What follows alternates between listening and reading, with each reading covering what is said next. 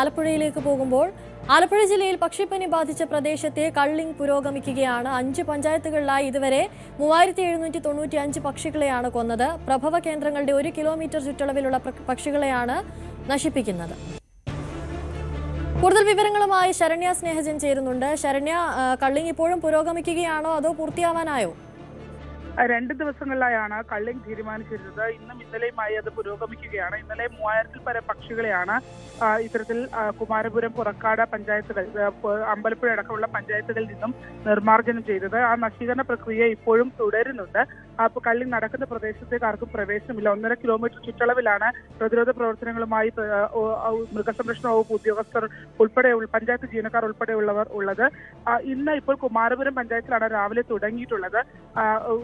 ഇന്നലെ ഏകദേശം 19,000-ൽ പരം പക്ഷികളെ, അതായത് താറാവ്, കോഴി, കാട ഇനത്തിലെ 19,000-ലധികം പക്ഷികളെ നശിപ്പിക്കേണ്ടതായുണ്ട്. അതുമായി ബന്ധപ്പെട്ടുള്ള പ്രവർത്തനങ്ങളാണ് തുടരുന്നത്.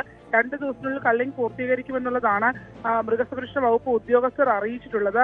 കേന്ദ്ര മാനദണ്ഡങ്ങൾ പ്രകാരം വേണം അത്തരത്തിലുള്ള നടപടിക്രമങ്ങൾ പൂർത്തീകരിക്കേണ്ടത്.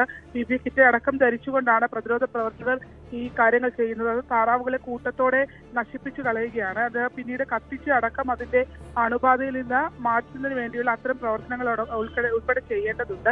2 ആലപ്പുഴ ജില്ലയിലും ഒപ്പം തന്നെ കോട്ടയം ജില്ലയിലുമാണ് ഇത്തരത്തിൽ പക്ഷിപ്പനി സ്ഥിരീകരിച്ചിരുന്നത്. ആ പ്രദേശത്ത് ഉള്ള ഇത്തരത്തിൽ പക്ഷി വളർത്തൽ അടക്കമുള്ള കാര്യങ്ങൾ നിരോധിച്ചിരിക്കുന്നു എന്ന് മാത്രമല്ല, 3 മാസത്തേക്ക് നിരോധനമുണ്ട്. ഒപ്പം തന്നെ മുട്ട, മാംസം, കാഷ്ടം എന്നിവയുടെ വിപണനം ഉൾപ്പെടെയുള്ള കാര്യങ്ങൾ മറ്റു പ്രദേശങ്ങളിലേക്ക് അത് നീക്കുന്നത് ഉൾപ്പെടെയുള്ള എല്ലാ കാര്യങ്ങളും നിരോധിച്ചിട്ടുണ്ട്. അത് പഞ്ചായത്ത് സെക്രട്ടറിമാർക്കാണ് അത് സംബന്ധിച്ച് ചുമതല നൽകിയിട്ടുള്ളത്. എന്തായാലും ക്രിസ്മസ് വിപണിയുടെ തൊട്ട് മുൻപാണ് അത്തരത്തിൽ ക്രിസ്മസ് ആഘോഷങ്ങൾക്ക് വേണ്ടി കർഷകർ കരുതി വെച്ചിരുന്ന താറാവുകൾക്കാണ് ഇത്തരത്തിൽ പക്ഷിപ്പനി സ്ഥിരീകരിച്ചിട്ടുള്ളത്. വളരെ പെട്ടെന്ന് തന്നെ അത് പല പഞ്ചായത്തുകളിലേക്ക് മാറുകയും 5 പഞ്ചായത്തുകളോളം അത്തരത്തിൽ ആ ഒരു പക്ഷിപ്പനി ബാധയുടെ ബുദ്ധിമുട്ടുകൾ അനുഭവിക്കുകയും ചെയ്യുന്നുണ്ട്. എന്തായാലും സർക്കാർ എന്ത് നഷ്ടപരിഹാരം അടക്കമുള്ള കാര്യങ്ങൾ നൽകുമെന്നത് വേണം. വരും ദിവസങ്ങളിൽ അത്തരം കൂടിയാലോചനകളൊക്കെ നടക്കുന്നുണ്ട്. കർഷകർക്ക് സാധാരണഗതിയിൽ അത്തരത്തിൽ പക്ഷിപ്പനി സ്ഥിരീകരിക്കുന്ന ഘട്ടത്തിൽ നഷ്ടപരിഹാരം നൽകാറുണ്ട്. അത് ഇത്തവണയും തുടരുമെന്നുള്ളതാണ് നമുക്ക് അറിയാൻ കഴിഞ്ഞിട്ടുള്ളത്. ശരി, ശരണ്യ സ്നേഹജനാണ് ആലപ്പുഴയിൽ നിന്നും കൂടുതൽ വിവരങ്ങൾ. സ്പോട്ട്ലൈറ്റ് പൂർണ്ണമാവുകയാണ്. നമസ്കാരം.